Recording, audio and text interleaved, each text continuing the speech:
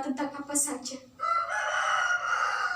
Penting tidak penting bagi Dewan Hakim atau bagi siapapun saya tidak peduli. Benar atau salah yang saya katakan menurut apa dan siapa saya tidak peduli.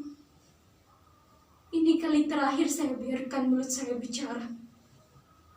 Untuk itu Dewan Hakim yang terhormat, biarkan saya bicara. Jangan ditanya dan jangan dipotong. Kalau waktunya berhenti, saya akan diam selamanya.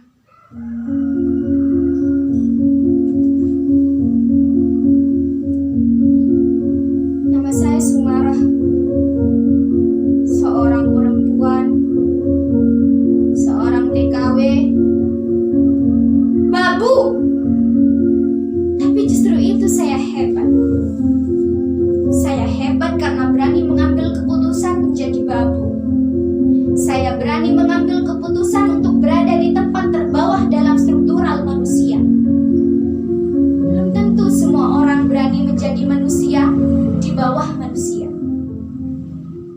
Ya, inilah saya, Sumarah. Menjadi babu, buruh, budak sudah menjadi pilihan.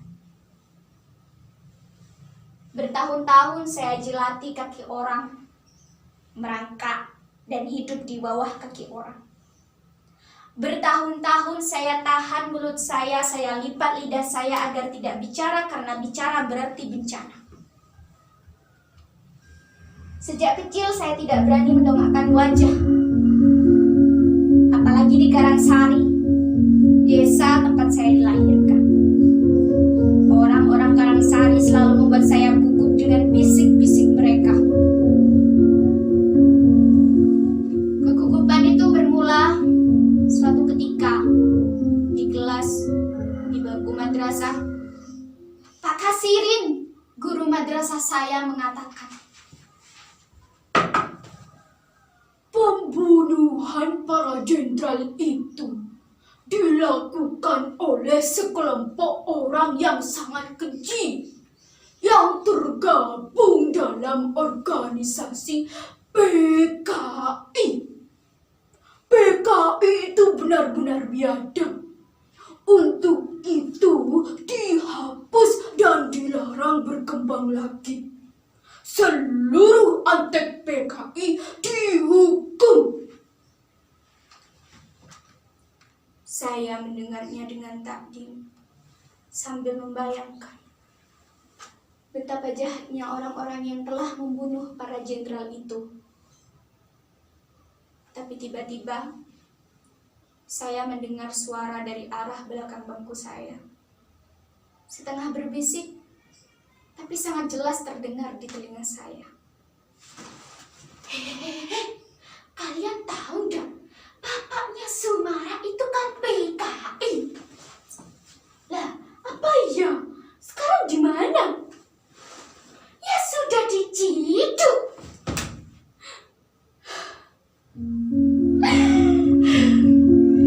Seperti terkena siraman air panas. Hatiku meradang, sakit, nyeri sekali.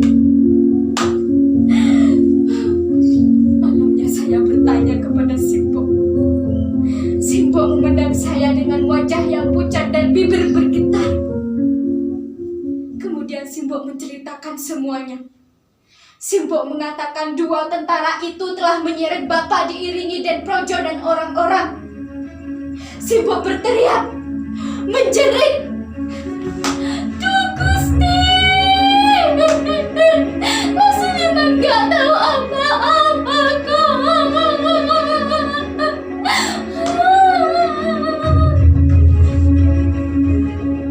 Orang-orang bilang Suliman itu aneh. Orang-orang bilang Suliman itu aneh. Orang-orang bilang Suliman itu aneh. Sejak saat itulah saya dan keluarga tak pernah lagi bertemu dengan Bapak. Tapi rasanya bayangannya terus saja menguntit sepanjang hidup saya. Membuat saya takut mendongak, membuat saya takut bicara, membuat saya takut kehilangan separuh ruang hidup saya.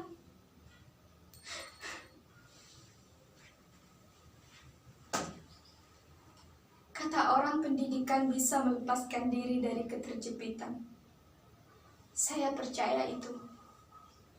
12 tahun saya habiskan waktu saya untuk mendengarkan guru bicara di kelas, mempercayai teori-teori. Saya hafalkan rumus-rumus rumit matematika, kosinus, tangen diferensial. Saya hafalkan teori Archimedes, Lavoisier, Einstein. Saya hafalkan dikotil, monokotil. Saya hafalkan Undang-Undang Dasar 1945 mulai dari pembukaan, pasal-pasal, ayat-ayat hingga ke titik komanya. Saya hafalkan berapa luas Indonesia, berapa pulau-pulaunya, yang kata guru saya, Indonesia itu negeri yang subur, gemah ripah loh Cinawi. Saya hafalkan di Cikoto ada tambang emas, di Tarakan ada tambang minyak, ada tambang nikel, ada hutan, ada biji besi. Aku tahu semua itu memang ada, tapi bukan milikku. Dan yang paling saya hafal adalah butir-butir Pancasila. Kita harus mengembangkan toleransi. Kita harus mendahulukan kepentingan negara di atas kepentingan pribadi dan golongan. Kita tidak boleh hidup boros. Kita harus musyawarah untuk mufakat. Kita harus begini, kita harus begitu, begini, begitu. Di sekolah harus begini, di luar begitu. Di sekolah bukan, di luar bukan, kan, bukan, semuanya menjadi bukan. Semua teori rumus ambiar bubar. Nemku, rapotku, ijazahku macet ketika aku mencari kerja. Ijazahku tak berbunyi apa-apa. Saya ingat betapa susahnya dulu ketika hanya punya ijazah madrasah, pekerjaan yang layak hanya menjadi babu.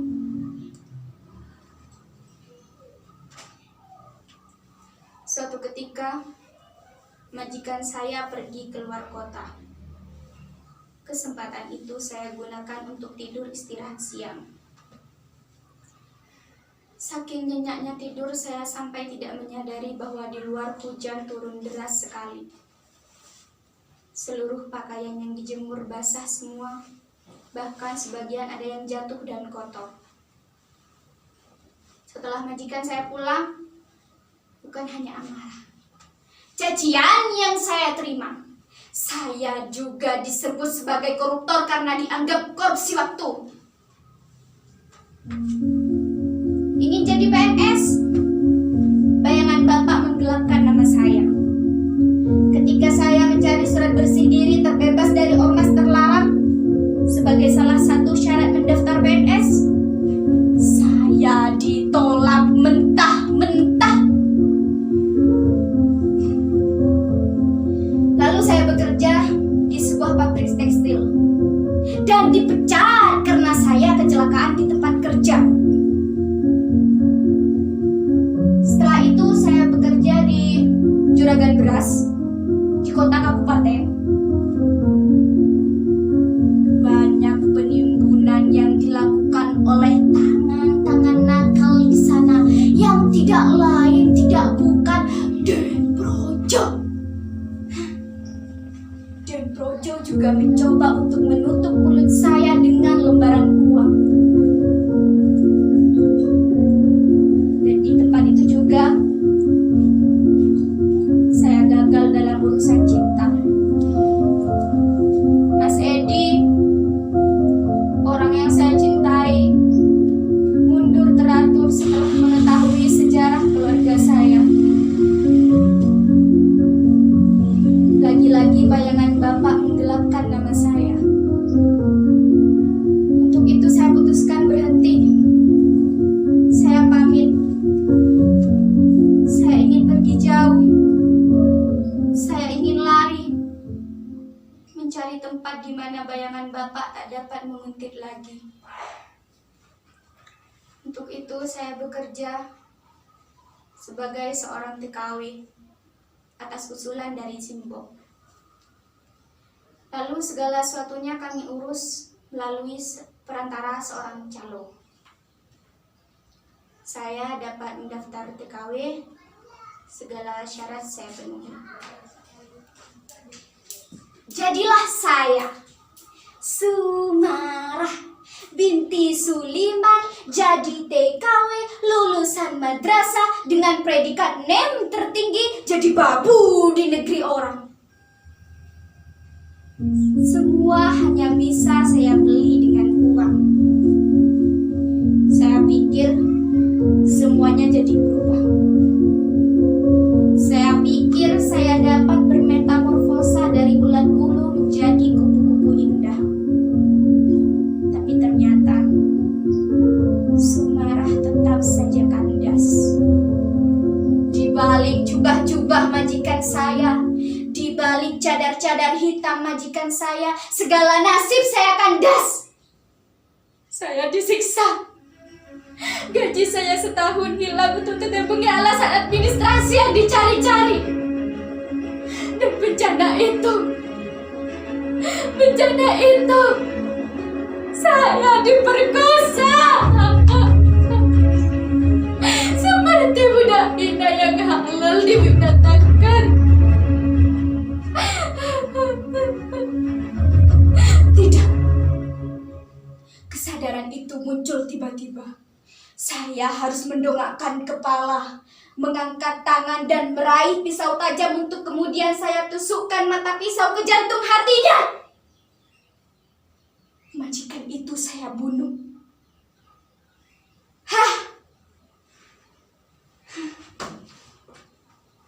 Saya sadar saya akan divonis mati.